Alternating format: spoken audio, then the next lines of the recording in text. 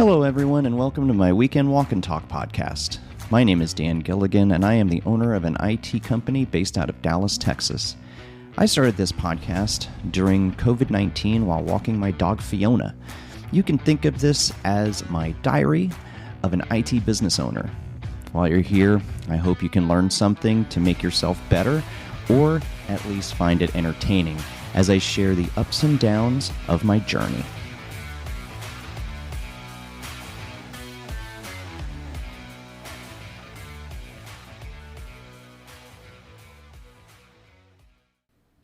I originally recorded this episode February 27th of 2022. It's very unedited, so you are going to hear birds chirping, cars going by while I'm walking Fiona. During this episode, I go over why I decided to do this anyway, and then go into how we started using ThreatLocker and why Zero Trust is not just a good idea, but a requirement. Sorry it took so long to upload these. I'm going to start uploading them more frequently, and I hope you enjoy. I'm going to try something new today. Today's the 27th of February, 2022. It's in the morning. I'm out going for a walk with my dog Fiona. I've been doing this now for a few weeks, actually 6 weeks to be accurate. I started doing this more and more after I somehow hurt my foot. I don't really know what I did, but after running the Dallas Marathon in December of 2021, was kind of on a high and running more and more and more and more, and out on just a Tuesday jog with some friends, or run. Probably shouldn't say jog. I'll get beat up for saying the word jog. So on a Tuesday run with some friends, towards the end of that run, I felt like my foot was going to bust in half. It hurt so bad. Never really felt that way before. So I took about a week off and went out for another run. After that run, I felt like my foot was going to bust in half again.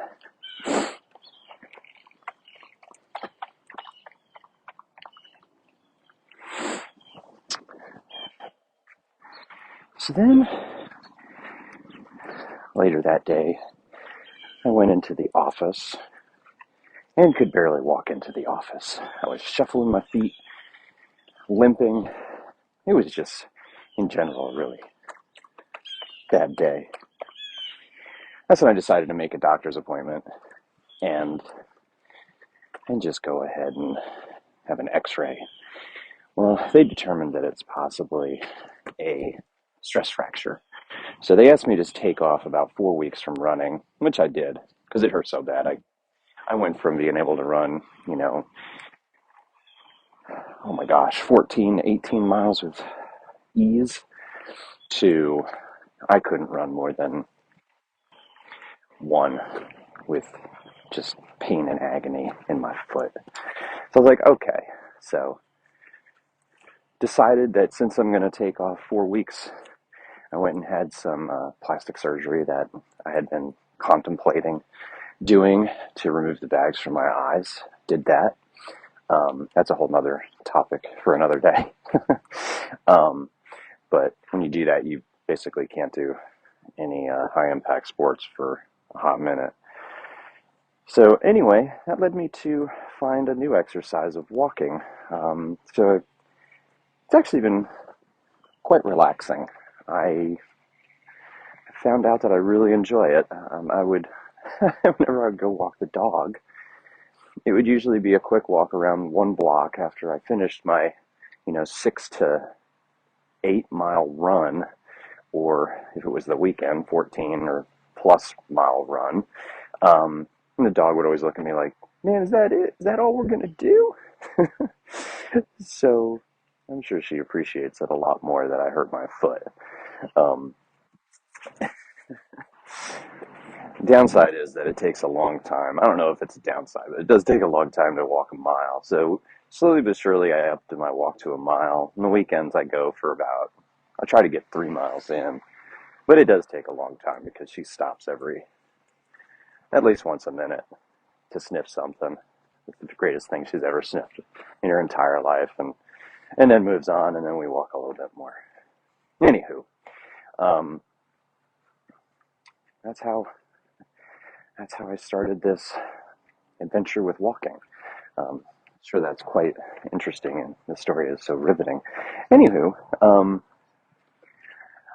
my goal for this is to kind of share some of my life as a business owner in IT for an MSP in Dallas, and just when I go for these walks to kind of share my most recent experiences to hopefully, help make your life maybe a little better if you're going through similar experiences.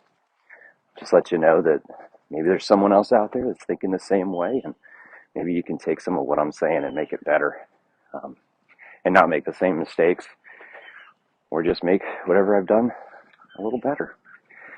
So, in case you're listening to this in the future, Russia declared war on the Ukrainian people, government, whatever you want to call it. It's slowly turning into the people, and it's really kind of how do I say this? It's really made our market nervous. Of course, there's some people out there that say everything's going to be fine. For me, though, we're going through a lot of security stuff. Russia's always been top of mind whenever you think of phishing attacks and ransomware attacks. So the sheer thought of them declaring war on another country, physical war on another country, and what may come out of that as far as cybersecurity threats has always been a concern. So our vendors right now haven't noticed any uptick. At least our MDR vendor hasn't noticed any uptick in suspicious activities any more than usual, which is super good. Um, Phishing attacks are up about 300%.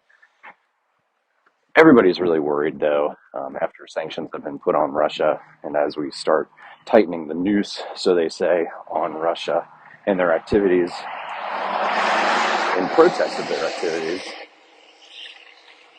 everybody is starting to worry about retaliation against anyone really in NATO or anyone tightening the noose around Russia, that they may send out new cyber attacks, just to wreak havoc, not even necessarily to extort funds and ransomware, but the latest was on Thursday when they first attacked Ukraine, that they sent out a wiper malware that just uses a well-known tech tool. I've used it before. It's actually a really good tool, but they used that in conjunction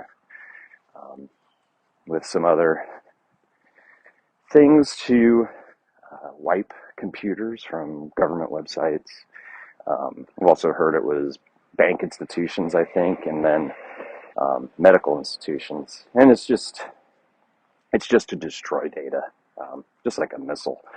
Destroy the building, destroy the data, make your life complicated, basically just giving you the middle finger.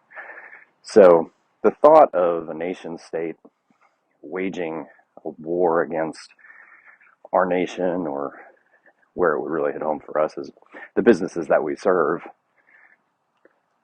can be a bit overwhelming at times and a little bit scary. While I don't think that a nation state's going to directly target any one of our clients, that's not to say that they're just going to start throwing stuff out there in the wild that looks damn good because they're a nation state. They're not some some dude running a small business trying to collect money with ransomware. They're actually purposefully trying to destroy, and and they have a lot of cash behind them to do it. So it's going to be some of the best looking attacks that we have ever seen, or have yet to see, I should say. Good news though, our team just recently finished deploying a zero trust application called ThreatLocker. So that was one of our initiatives to have that done by the end of February 2022 for all of our clients. And just as far as a scope goes, we're a small MSP. I consider ourselves small. Maybe some of you won't, but we manage about a little over 600 endpoints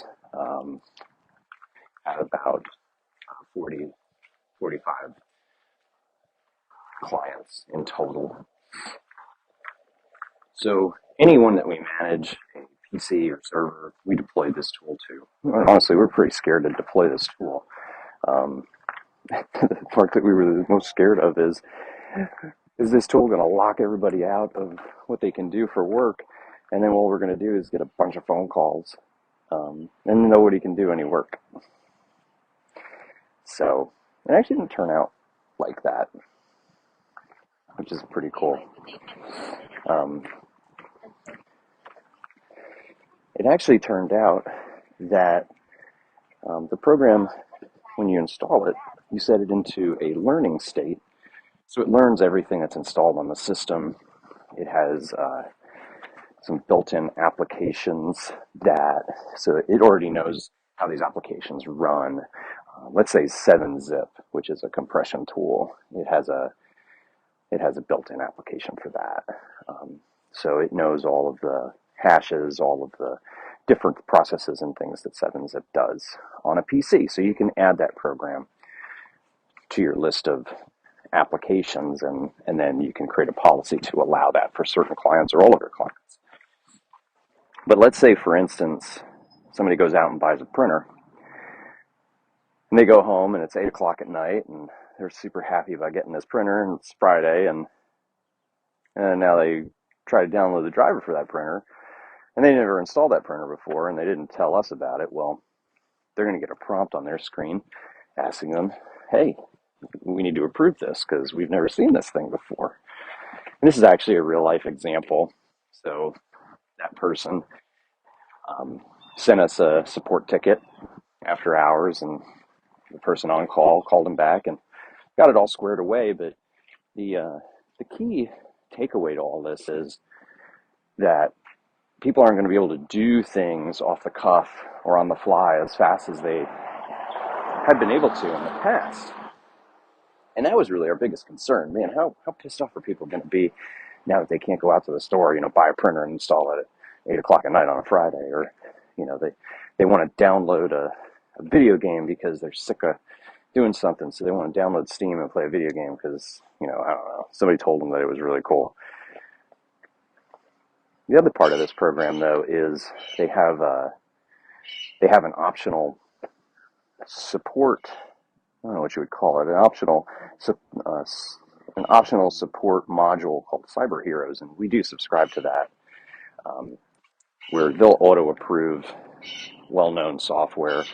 And then you can also create a list of things that you want them to approve. Like if somebody wants to download, I don't know, let's say Adobe Reader, and they've never had Adobe Reader. Even though everybody knows what Adobe Reader is, it would be blocked if it wasn't installed on their system. So they can, in that same prompt that pops up, asking them that they need to approve the running of the program, they can go ahead and type in what it is and why they're doing it, and the Cyber Heroes will go out and either approve it or escalate it to us. In the case of the printer, they escalated it to us. Actually, no, they didn't escalate it to us. The client just called us, which is totally cool too. They didn't put in the request. So that was our biggest fear with that program. It's actually turned out really well. Our biggest thing that makes me sleep at night, the biggest bonus I feel for all of us is that, let's say somebody clicks on an email, it tries to download something, and unbeknownst to them, it's a PowerShell script or an Excel with a macro or a BAT file, you name it, JavaScript. It tries to download something on their computer, hell, even a rubber ducky. Let's say they find a USB key on the street and they're like, sweet, I got a USB key.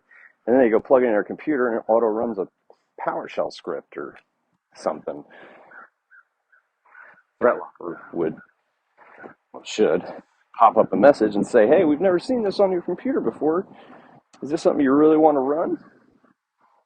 And even if they did request to run it through CyberHero would be like, this looks like a script we've never seen before, so it's not on our list of approved things, and you haven't put it in your list of custom applications, so we're going to escalate it to support, and then we'll get it and go, do you even know what you're doing? Do you even know this thing is trying to run? You sure? And we can stop it there.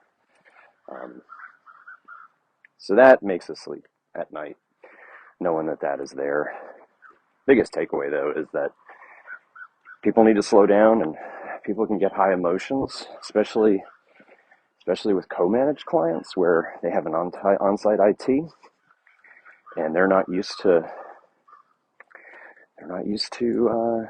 having to get approval for something that they want to install, or maybe they're trying to create a script that they're trying to run, and they don't want to necessarily ask for approval. So, but we haven't actually had that happen. So I guess it's just a fear, an unwarranted fear. Everybody seems to be really understanding. They know why it's there. They know what it is, and they've accepted it. So anyway, that's my long story about ThreatLocker, and why we chose it and why we thought it would be a good idea. Not the cheapest program, but it is something that you get what you pay for. I think that's about it for today. We're almost done with our little walk.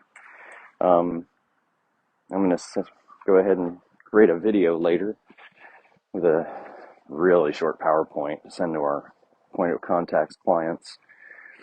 If you run an MSP and you're listening to this around this time, I would strongly recommend doing something similar. You want to be the expert.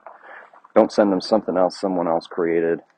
I mean, you can, but you want to be the expert. You want to put your face in front of the client, and you want to be the one talking to them and not someone else talking about security risks and current events. Have a great weekend. Hope you're having a great week. And as always, take care.